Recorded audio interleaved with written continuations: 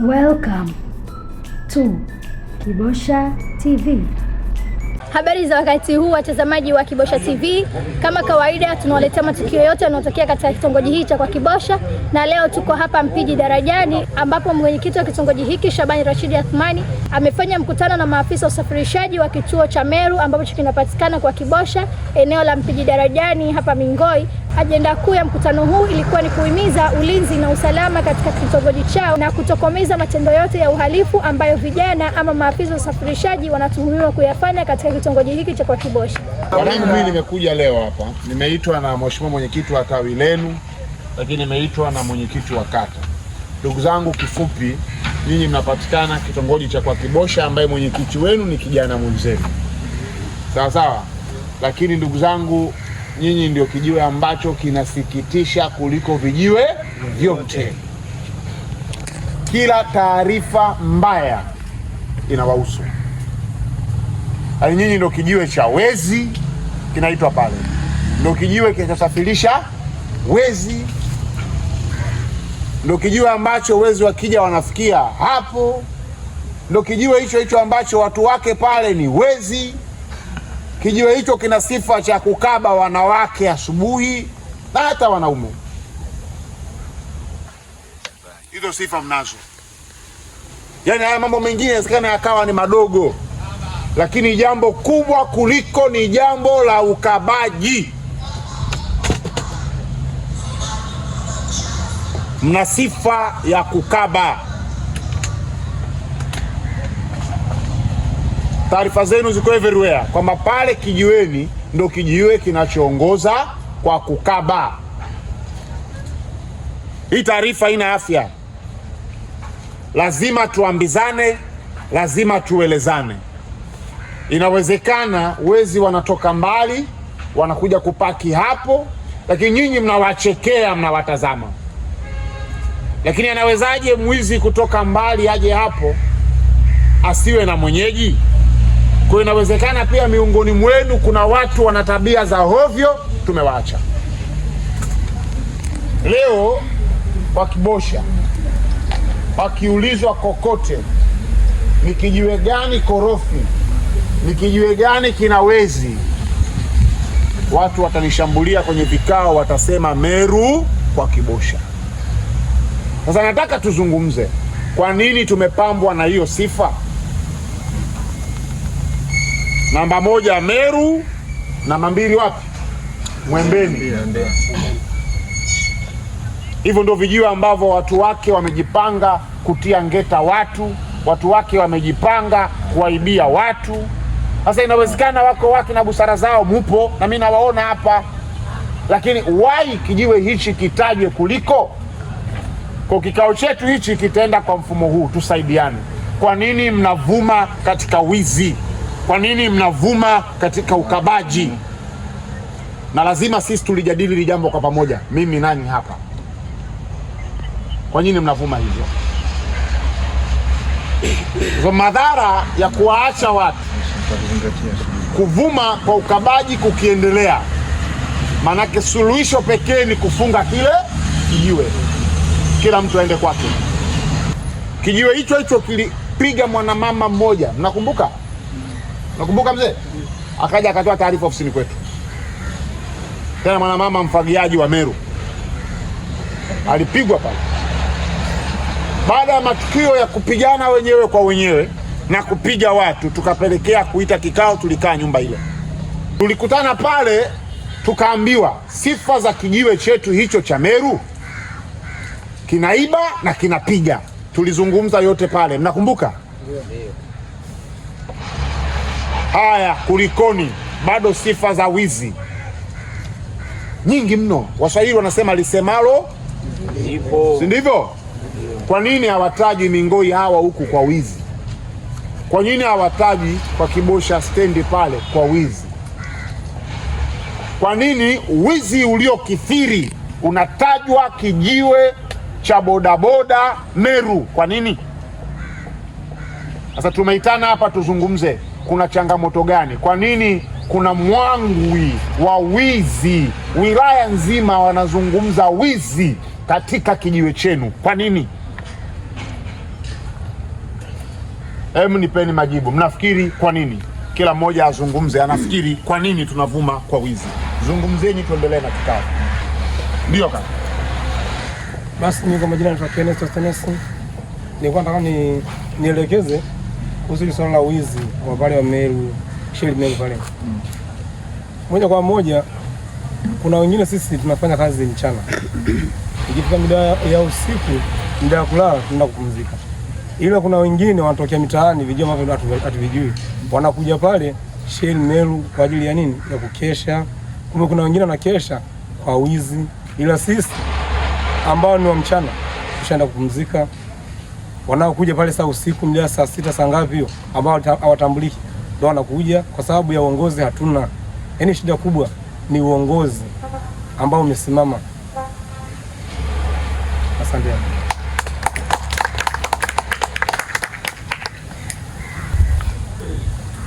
Jamani, Bwana tusifiwe. Kwa majina tu Makisimo Edward Ilandani. Mimi ni mtu ambaye anakesha usiku. Mimi nakesha wapi? Tiger pale. Mimi nina jezi ya Tiger. Ambao wanaiba sio bodaboda wa pale. Ambao wanaiba ni bodaboda kutoka mtaani. Ukija usiku pale mida saa 7 saa 8 nakuta dada za kina mama ambao wanapika wamejaa. Tena ambao wanaiba sio bodaboda, kuna wengine wanakuja kwa njia ya kuiba tu. Naona na sio bodaboda. Mimi ndio hiyo. Ni yangu ndio. Naitwa Yakuni Joseph. Ningependa kuchangia katika hiyo na lenyewe pia. Ni kwamba hivi pale kuna watu wanajiita Riziki Road, wanakuja wanakesha pale road ili mradi leo usiku waanze kukimbiza abiria, ambapo sasa wale wahusika wa kile kijiwe wale wahusika wa kile kijiwe unakuta kwamba washaenda kulala. Sasa mtu kachoka kuanzia asubuhi mpaka usiku mida ya saa 4 anaondoka, unakuta pikipiki kaenda kupewa kijana mwingine huko ana mitingo yake kashinda vijiweni, ndo anakuja pale sasa akipata abiria. Sasa kama unakutana vichenchi ile mida mwanake unakuta abiria mwenyewe kaleo akafanyeje, si unajua. Sasa anapopakiwa anaenda huko, mtu anaweza kumfanyia kitu chochote. Aswa ni kwamba pale kama kutakopo kuna uongozi ambao utakopo unawapinga watu ambao wanaokuja kukesha pale usiku pasipo na vigezo. Unaona? Ili jambo linaweza likaangamia na kuteketea kabisa. Ila kama pasipo kuwepo na uongozi wowote wa kuwazuia watu ambao usiku wanakuja kukesha, hawafuati sheria, ina maana hiyo wanatuchafua sisi ambao tunaokesha mchana, tunaoshinda mchana pale tunapakia abiria. Ndo kama hivi sasa hivi wewe unapotulaumu sisi ambao tunapakia mchana, ina maana hiyo wanaotuchafua ni wale wa usiku wanaopakia usiku, ndo wanaibia watu ambao sasa mpaka saa 11 hapo bado wanakopa wana pikipiki ambao sasa hiyo ndo asubuhi sasa wanakaba na asubuhi. Ushaona? Ikishafikia mida ya saa 2 saa 1 wanakabidhi pikipiki za watu wanakuja pale, na maana hiyo washafanya uhalifu. Kama kutakopo kuna sheria kuzuia hao watu, nadhani hiyo tabia pia itaangamia. Riziki Road hao wanatoka wapi? Hao wanatoka mitaani, unakuta Tongola, Jembeni, wapi. Yaani sana huko unakuta huko wanatoka Kimele wapi, wanakuja hapo. Wanafahamika au hatuwezi kubaini watu wanaadi majina alafu tusiwajue. Inawezekana tusiseme hapo, lakini tukasema wakati mwingine. Kama hadi jina lao, jina la shughuli wanaofanya Riziki Road, manake wao ili yaani watoka barabarani wanapiga ngeta yoyote wanaokota, si ndivyo? Si ndivyo? Mzee mtuambie kulikoni? Habari za mchana. Salama. Najua kwa Joseph na paki leo bwana. Sasa kupaki tulikao mzawa. Changamoto ile pale kwa paki kwanza hatuna reflector. Kila siku kuna maingizo mageni kila siku. Kija usiku pale ndio utamkuta huu, kesho utamkuta mwingine. Na kingine huwezi kuongoza watu bila kanuni. Yaani hakuna do and don't. Kutekeleza kanuni kwamba mtu kupakia ana reflector. Hana reflector asipakie. Huyo mgeni atapata wapi reflector? Kwa hataweza kukaa pale. Kwa kwa ni hilo.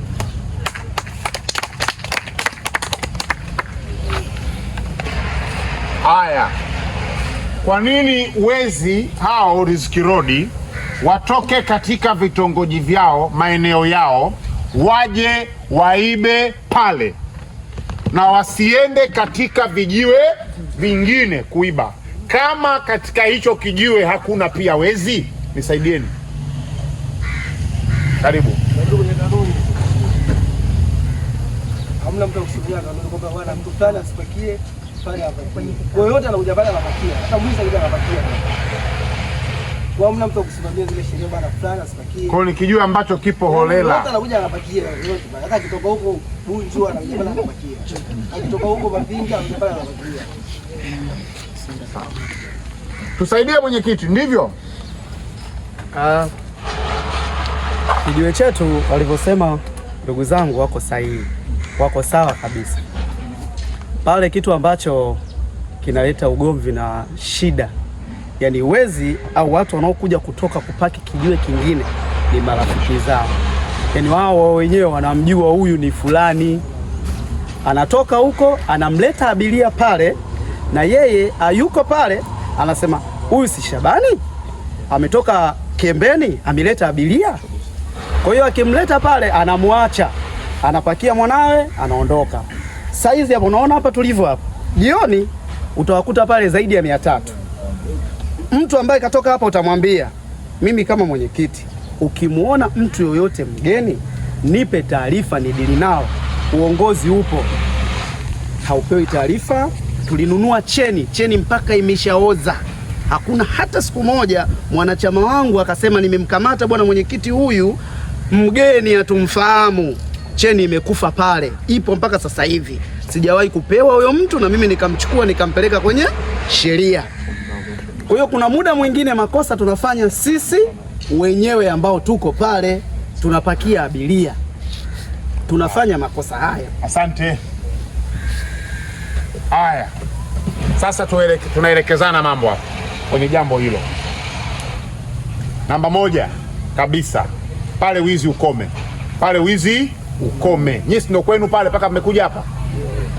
Sasa mtu asiingie pale hovyo hovyo. Lazima ajue, tulia mzee. Lazima ajue amekuja pale kuna wenye kijiwe chao ambao ni wakina nani? Wizi ukome. Hilo jambo namba 1. Lakini namba 2, mwenyekiti wa kata bodaboda. Pale tukafanya uchaguzi wa viongozi. Sawa. Tukafanye uchaguzi wa viongozi haraka. Yaani vikiwezekana hata weekend hii tukafanya uchaguzi wa viongozi. Ratibu hilo tufanye uchaguzi. Sawa sawa Ndio. Kwa kiongozi atabaki kuwepo mpaka siku hiyo ya uchaguzi. Tena andaa fomu ili kuwe na watu wachague wao. Sawa? Sawa. Wapige kula wenyewe, mchague kiongozi. Simshaishi na watu pale. Si mnajua nani anafaa kuwa kiongozi na nani hafai, si ndio? Kwa kuanzia leo tupange date afande Mei. Tuipange date hapa.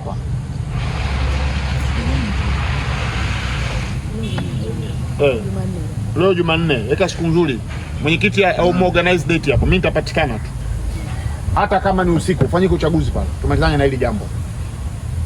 Sawa sawa Hilo la kwanza.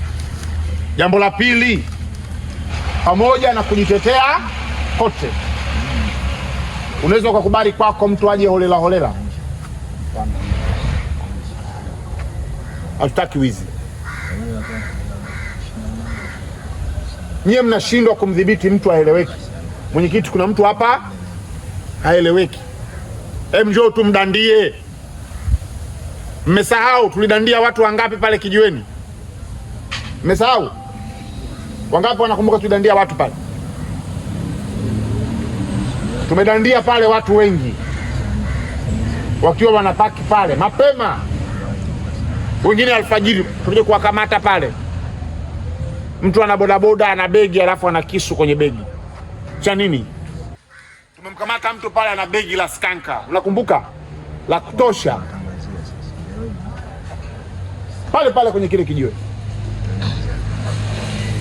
Palitulia wakati fulani. Sasa naona wizi umerudi upya. Anasikilizeni mwanangu, mimi tunaweza tukakimbizana.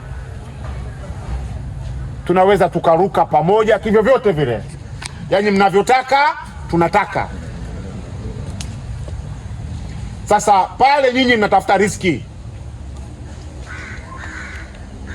Staki story za mtu katoka Bunju kuja kuiba kwako. Staki story za mtu ametoka wapi kuja kuiba pale. Nataka kuona pale wizi umekoma. Akabwi mwanamama. Nyinyi vijana mna wajibu namba moja kuwatetea dada zenu. Si dada zetu wale wanakabwaja hapo, nasema mkabaji sio mtu wa kwetu katoka alikotoka. Kisa huyo dada hujazaliwa naye. Kwa hiyo sasa kuanzia leo, yani ukitokea wizi pale, mmeiba kijiwe kizima, kijiwe cha Meru pale, ukitokea wizi pale, kijiwe kizima kinafanya nini? Kimeiba, tunafunga kile kijiwe.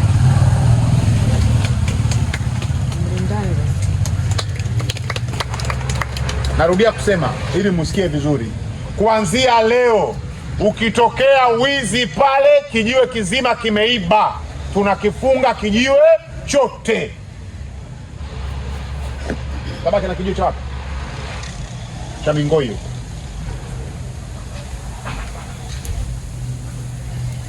Sasa ili tusifike huko, tushirikiane kupeana taarifa za wezi, tumpate mwizi mmoja awe wa mfano. Na mimi niko tayari kuwa shahidi mahakamani. Kwa bahati mimi napokea simu hadi saa 8 za usiku. Askari wetu wako doria muda wote. Kwa bahati hapa hawatoki muda wote, wanakuwepo. Wazee tunaelewana vizuri? Wangapi wanasema wizi utaendelea pale kwa sababu wanaokuja wageni acha waibe tu. Si wageni wanakuja kuiba, acha tu waibe. Wangapi? Wangapi wanasema kuanzia leo wizi utakoma pale, tutakaa imara, sisi tutakuwa ni jeshi namba moja kukomesha wizi pale? Wangapi? Kwa wizi utakoma pale? Utaisha wizi? Unajisikiaje? Mwanadada ametoka kukopa vikoba, amekopa au amekopa kausha damu au amekopa hawa wenye vigari hawa wanaitwaje wao? Oya. Sasa ndio amefungasha, anawahi bidhaa wapi? Kariakoo. Anadaiwa kodi na kadhalika, akachukua bidhaa hivi aje kuziuza. Atokea mjinga mmoja akapiga stanka, anampiga ngeta mwanadada ili achukue fedha. Unaonaje hiyo? Alafu wewe unatuletea pigo za mwizi katoka mbali, alafu tukuache.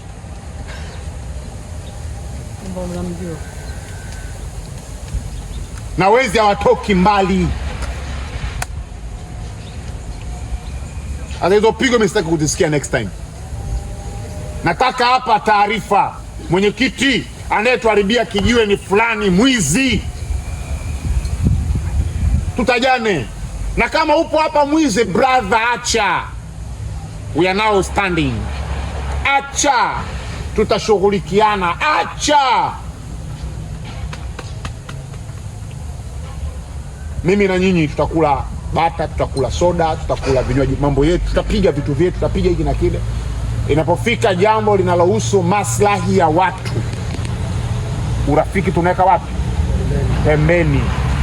Kwanza ni maslahi ya taifa letu. Tukiacha wizi uendelee kufanyika, tunaandaa watu wasio na nidhamu, tunaandaa watu watakaokuja kuwa wavunjaji wakubwa. Majambazi walianza slowly na vitu vidogo vidogo, then walikuwa wakubwa wakafanya mambo makubwa baada ya hapo. Hatuwezi kuentertain mambo ya kipruzi namna hii. Narudia tena, narudia, akiibiwa yoyote, taarifa imekuja huo wizi umefanyika wapi? Meru, au bodaboda kutokea Meru ndio ameiba. Huo wizi huo umefanyika saa 8 usiku, huo umefanyika alfajiri, huo umefanyika mchana, ni Meru yote imeiba. Mwanataka kuniambia kati yenu mna watu ambao wanakesha? Kati yenu wanaokesha si wapo, si ndio? Tunaanza na hao. Watu wakeshe, wafanye kazi. Tumechoka, taarifa za wizi zimekithiri. Niwape mfano mdogo tu, wa kawaida tu. Nani hapa anapenda mtu amchukue dada yake aondoke naye? Nani anapenda mtu aje tu amchukue dada yake? Nani anapenda? Nani anapenda? Nani hapa hapendi dada za wenzie?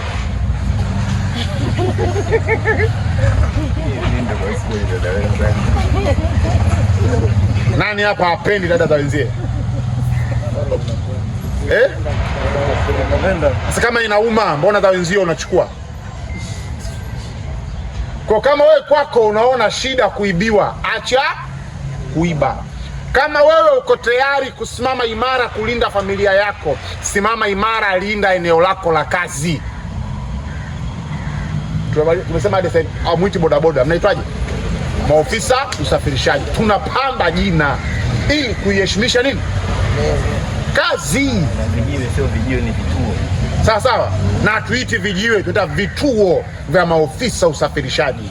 Tunapamba jina kwa sababu kazi hii ya uendeshaji wa pikipiki ndio kazi ambayo wako watu wamejenga nyumba zao kwa kazi hiyo, ndio sio? Wako watu wanawake, wana watoto wanategemewa kwa kazi hiyo, ndio sio? Wako watu wanasomesha watoto mpaka vyuo vikuu wanategemea kazi hiyo, ndio sio? Sasa kazi hii haiwezi kubeziwa, haiwezi kudharauliwa. Sasa kabla tujaenda kwingine kokote, kuiheshimu na hii kazi, lazima ulinde sehemu yako ya kazi, na kulinda kituo chako cha kazi ni komesha wizi, usiruhusiwe. Hiyo nukta 1. Uchaguzi mheshimiwa mwenyekiti, tarehe 21 Jumanne tutafanya hapa. Tunaelewana Tunakuja kufanya hapa uchaguzi. Weka logistiki zako zote. Wagombea mwenyekiti wapate mapema, uchaguzi upatikane. Kamanda yuko wapi? Kamanda wa kata. Kamanda njoo bwana. Njoo kamanda.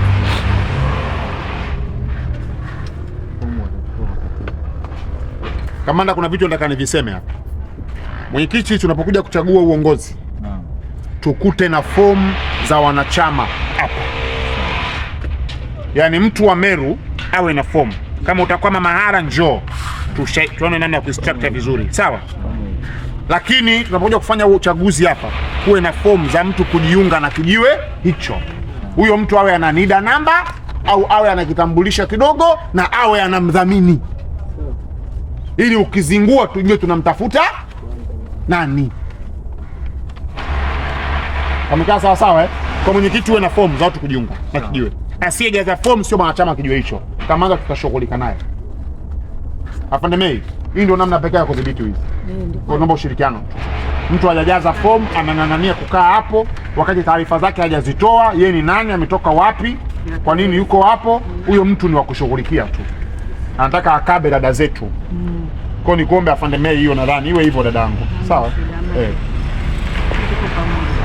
Kwa tunafanya uchaguzi tarehe 21. Sawa sawa?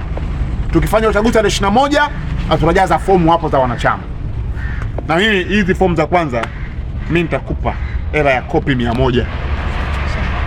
Hawa watakao kuja wapate fomu bure bila gharama. Sawa fomu bure bila gharama watakao kuja. Nitakupa fomu ya kopi 100. Hilo lizingatiwe. Sawa sawa ndugu zangu sisi wenyewe. Baada ya kusema hayo, mheshimiwa mwenyekiti, mimi nadhani nimekaa nimaliza tumpita Afande Mei amalize jambo twende kwingine. Lakini pia polisi kata wa kata hii ya Mapinga, Afande Mei alipata nafasi ya kuzungumza na vijana hawa na kusisitiza amani na usalama katika kituo chao. Mimi ni polisi kata Mapinga na mtaa naitwa Afande Mei. Kila mtu achukue simu yake kwanza nimpe namba za simu ili tushirikiane vizuri. Mengi nafikiri mwenyekiti kaongea na yote hayo aliongea hayo na mimi nilikuwa nataka kuyaongea, lakini bahati nzuri mwenzangu kaniwahi. Tuendeleeni. Haya, namba ya OCS kwanza nawaanzia 0752. Mkuu wa kituo hiyo umeandika 52 33 57 52. Hiyo ya mkuu wa kituo hiyo. Ya mkuu wa upelelezi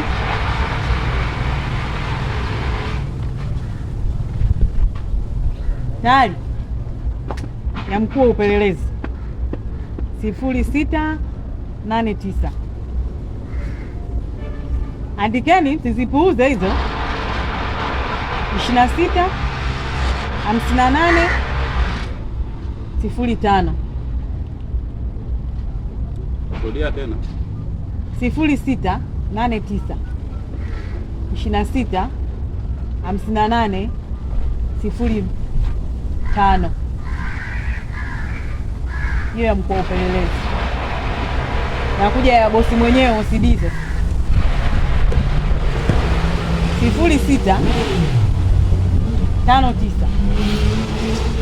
88 90 19. 06 59 88 90 19. Meandika? Haya, ngoja niwapeni yangu sasa. 0715 95 55 51. Hiyo andikeni afande Mei. Una shida yoyote, hiyo namba mtanipigia. Sawa? Nafikiri mambo mengi mmeshaelewa kwa mheshimiwa. Naongea mengi mno. Sasa tunamtaka yule wa mfano aje, kwa sababu wa mfano sisi tunamsubiri kweli. Msipotazamana nyinyi wenyewe kwa wenyewe, msipolindana nyinyi wenyewe kwa wenyewe, basi mtaharibikiwa nyinyi. Tunaelewana? Kijiwe chenu kinasifikana. Yaani sema amesema masiara, nyinyi msije mkajua masiara. Yaani hii Mapinga nzima, Mingoi nzima, Kimele, sijui wapi ni nyinyi. Ukivunjwa ni nyinyi. Kapigwa mtu ni nyinyi. Kakopuliwa mkoba ni nyinyi. Sasa msipoelimika kwa hili tulilolitoa leo, basi nyinyi wajeuri. Nyinyi wajeuri kabisa. Hizi siku mbili tumepumzika, lakini tutaona. Ni Mingoi, Kimele sijui. Yu wapi? Na mimi nawajua wote. Na majina yao yote nawajua. Sasa kaeni chonjo. Nyinyi msiponiletea mimi majina yao, msiponiletea mimi basi hata jambo plate number tu. Maana afande pikipiki hii hapa. Mwenyekiti sisi tunaogopa kwenda kule. Karatasi yetu hiyo tumeileta hapo, sisi tunaondoka zetu. Yeye ataifanyia kazi. Tutajua cha kufanya ni nini. Hao wanaokuja kupaki pale, wanaotoka sehemu zingine. Bwana jamani, kaja hapa tayari. Plate number na fulani. Sisi tutamtafuta huyo hata kama iko hapa. Lakini mkimficha alafu mwingine mnatajana na majina kabisa. Kama mnajuana, basi semeni fulani na fulani ndio wanakuja hapa. Lakini nyinyi hamtaki. Ndio wale kuficha wahalifu. Mnawaficha. Sasa mkiwaficha mtaharibikiwa nyinyi, tushasema. Sasa hivi kitakachotokea, nyinyi ndio wezi. Tutakuja pale. Msije mkashangaa. Taarifa tushawapa leo. Na zinaanza kufanywa kazi leo. Msije mkamlaumu mtu hapa. Sisi hatutaki lawama na nyinyi. Yaani mjichunge wenyewe kwa wenyewe. Tumeelewana? Haya, sina mengi, ni hayo tu. Asante. Na maafisa hao usafirishaji walikubaliana na mwenyekiti wao kuilinda na kuitunza amani ya kitongoji chao pamoja na taifa lao. Haya, tumemaliza. Tunatoka kwa kauli moja. Meru hakutakuwa na wizi tena. Sauti hiyo nisikie kwa pamoja. Meru hakutakuwa na wizi tena. Tusimame. Mimi sijawasikia kidogo.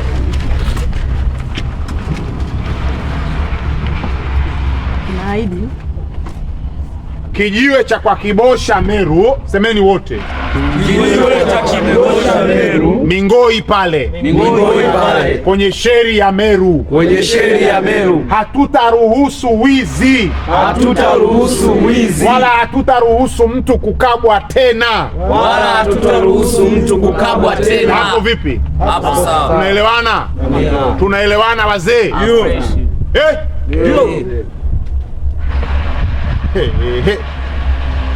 Haya, tukae.